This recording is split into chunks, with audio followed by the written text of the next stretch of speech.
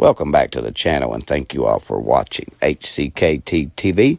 Make sure you visit Everett, Kentucky. That's my hometown and the hometown of heroes. While you're visiting Everett, stay at Black Mountain Cabins and Campers, located there in Everett, Kentucky, just minutes from the trailhead.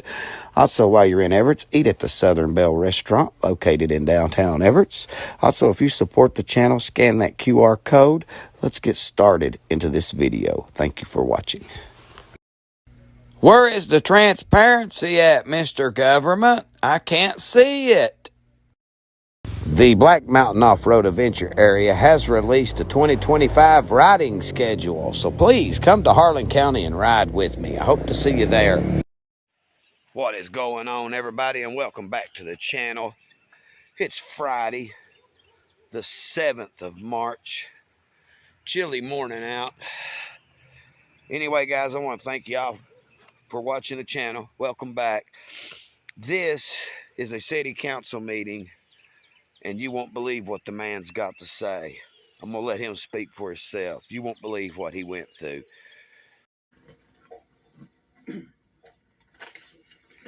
Good afternoon. Some of you already know who I am. My name is Brian Campbell. I've lived in Hanceville 62 years, and I was a victim of this police department. I'll preface my remarks by saying, not one day, not 1 minute in my life have I ever been in any kind of trouble. Maybe a speeding ticket. On May the 20th, 2023, I was caring for my wife. Some of you know me. I've known some of you since you were children. I was caring for my wife with Alzheimer's and my disabled daughter. On that day, an incident happened at my residence. Hanceville was dispatched. 2 officers approached my home, and I didn't know why they were there. I inquired why they were there, did not get a response, so I proceeded to close the door to my house. Upon doing so, one of the officers took his foot, jammed it in the door, and forced his way into my home. Asked me to step outside. Upon which time, there were 2. One of them was very professional. I have told him countless times how I was so pleased with the way he behaved. The other one was the officer from hell. He's not currently on this force because during all this, I prevailed in a lawsuit that took over 1 year and $17,000 of my money to defend myself. That officer hit me from behind, which I can't hardly still walk, with his knee, took me to the ground, and beat me mercifully. My attorneys have the photographs. Pullman Hospital has the records. I was handcuffed and roughed up really bad, placed in a police vehicle. It was May, so it wasn't very hot. It was not running, no air conditioning on, but I began to hyperventilate. I'm a 2-time survivor of cancer and a heart patient. While I was in that vehicle, when one of them finally returned to the vehicle, I was in real bad shape. An ambulance was dispatched and the paramedics. Well, the only problem I had was I couldn't breathe. Once I got air, I was fine. I was then taken by the officer who brutally beat me up to Hanceville jail. On the way to the jail, and I was never allowed to explain anything to him. I was never told I was under arrest. I was never told anything until I got on my way, well, actually, till I got here. On the way, that officer said to me, "Men like you are nothing but pieces of human infamy."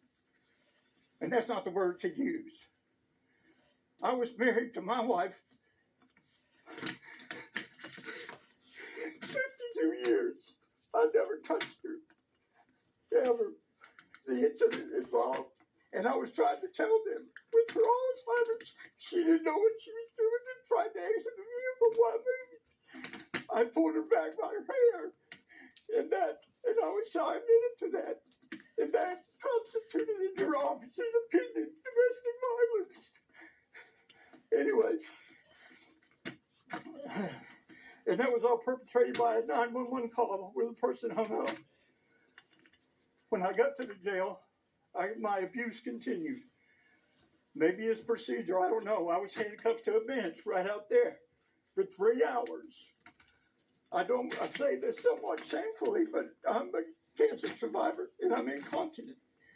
And while I was there, I desperately need to go to the bathroom. I'd requested from the officer, and this city hall was right down the hall. And I was handcuffed, was denied.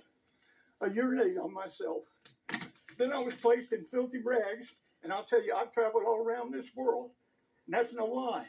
As a buyer for a major retailer, I've been in every country you can imagine.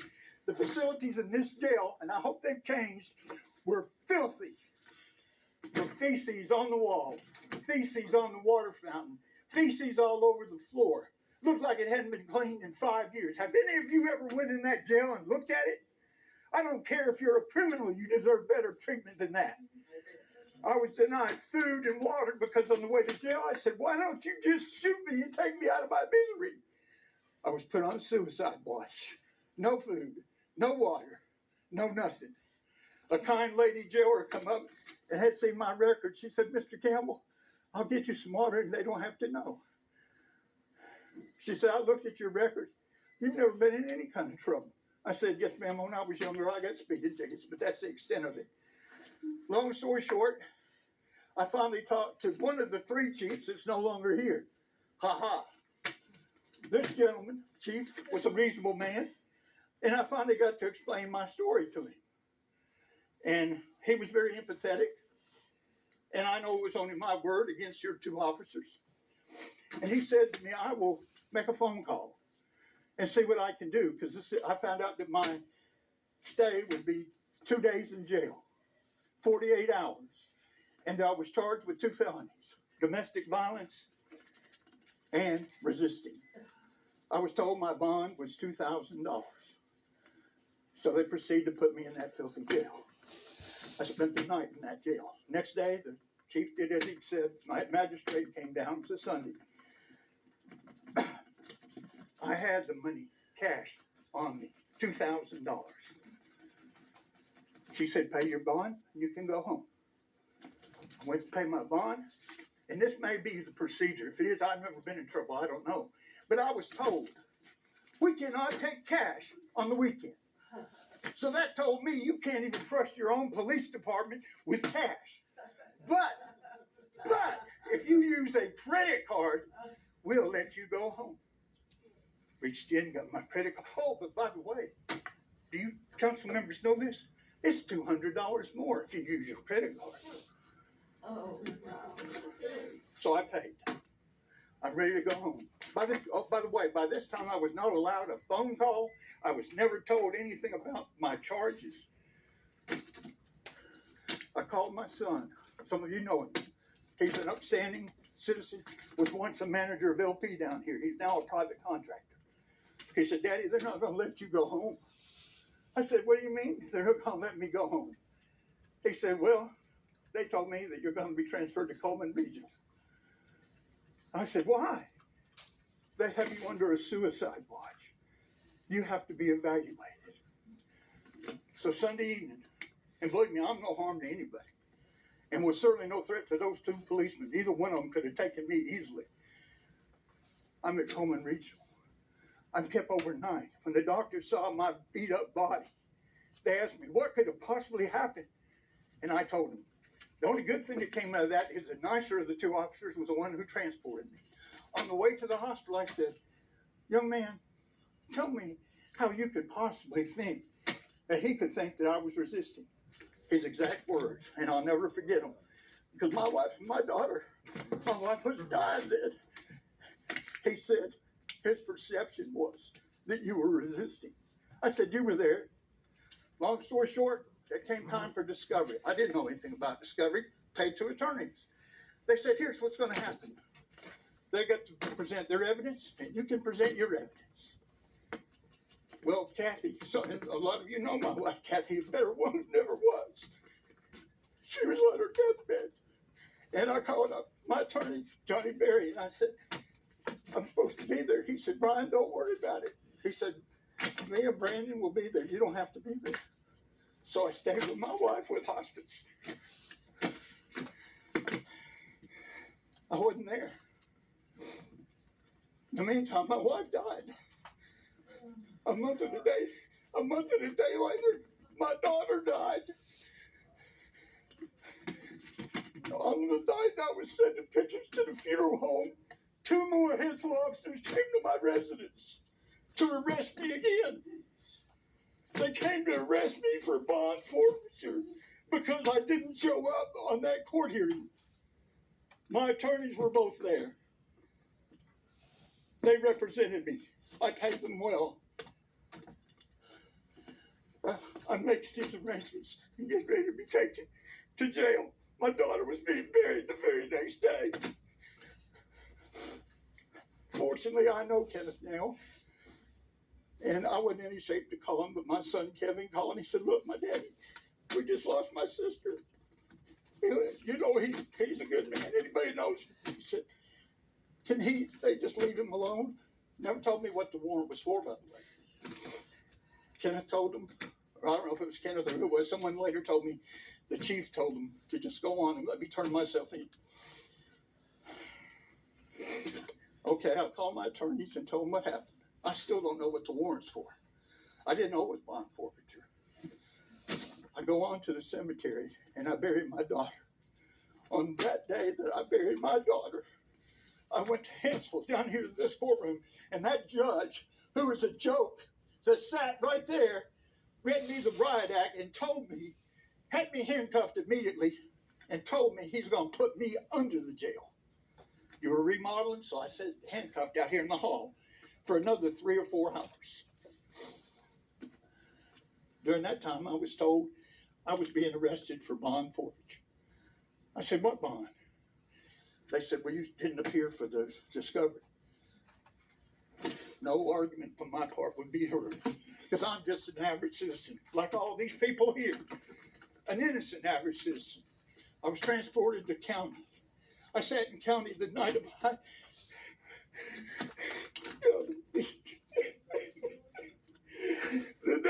daughter's funeral. She was buried. Sat in county. It was going to be put in jail under no bond, 0, because I forfeited my bond allegedly. My son knows the sheriff real well and the chief deputy. He called and he said, look, I don't know what's going on. And you know, I'm not going to say my dad's innocent or guilty, but we just buried my sister. And they were told me to disrobe, go take a shower, put me in the rubber shoes, or get ready to put me in the orange jumpsuit. And the desk deputy said, Mr. Campbell, today's your lucky day. And I'm thinking, you just don't know. It's 7 or 8 o'clock at night. I said, well, tell me. He said, you've been released, ROR. I think that's released on your own recognizance. And I was released. We come back in front of this same judge. It continues almost for an entire year at more financial expense. And I'll conclude what I have to say by your police, untrained, uninformed, and you, like the lady before me said, you're the accountable ones. I was a manager of a major retail company, top level, and the buck stopped at me. The decisions to make these people in the roles they're in fall on each of you. And I ask again, have any of you ever looked inside that jail? And if it's changed, I'm shocked. But anyways, what I have to say don't amount to much, but I got my day and I could say my piece. My son said, well, at least 100 people said, you ought to sue him. Well, in the first place, I'm not the kind of man that sues anybody. I've never done anybody wrong in my entire life. I'm a Christian and I believe in treating people Christ-like. Amen. Okay? And I didn't want a pound of flesh. But I never got so much as I'm sorry this happened to you. And Mr. Sawyer, I've known you a long time. Another incident happened, and I had to come to my residence. At that time, you brought the new chief with you on this other issue. I told you a little bit about this story. Your exact words to me in the conversation, what do you expect me to do? And my response was, so help me. You got a Bible? I swear on it. I said, what I want you to do is clean up this town. Clean up this mess. I said, the people of this town deserve it. I'm just one individual. And nobody really cares what I have to say. Imagine if it happened to you, losing your child and your wife, and then being drugged through this crap, and then financial expense on top of that. You know what your response was to me? Do you remember, Jimmy? I remember exactly the way. Well, if I'm lying, I'm dying. You looked at me and said, that's why this man right here is the new chief. He is going to clean it up. Shit. He cleaned it up, all right. Yeah, he did.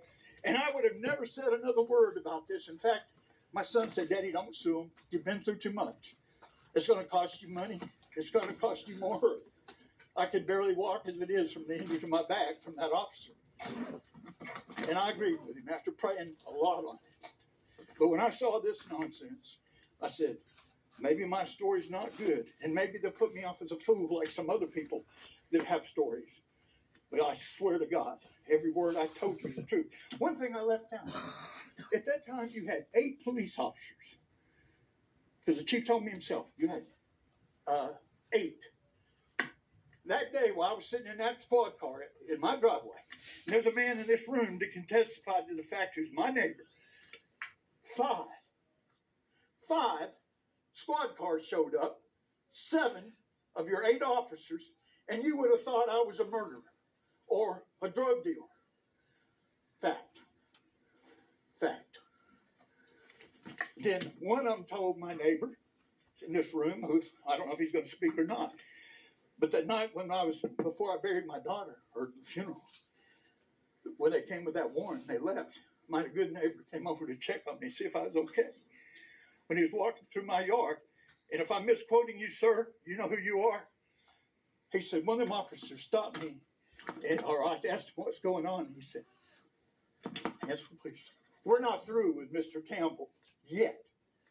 Is that professionalism? I say no.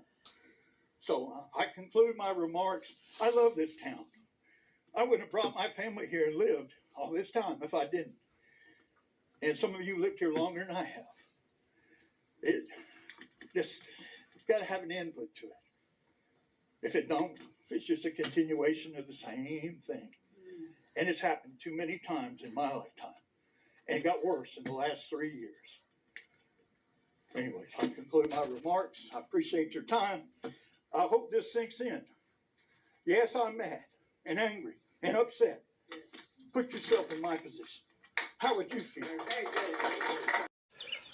I don't know what to think about that. Doing a little old man like that, that is horrible. I don't know what's going on in a lot of these towns, but a lot of these cops are really getting out of control. And they don't seem to have the education that they need in order to do the job. I don't understand it. Anyway, guys, make sure you like, comment, subscribe, share it. I want to thank all y'all for watching. The new viewers in Canada, in the UK, welcome aboard, guys. And of course, all my members, you guys, you are the backbone of the channel. I want to thank you all. Let's get to work, guys. Y'all have a blessed day.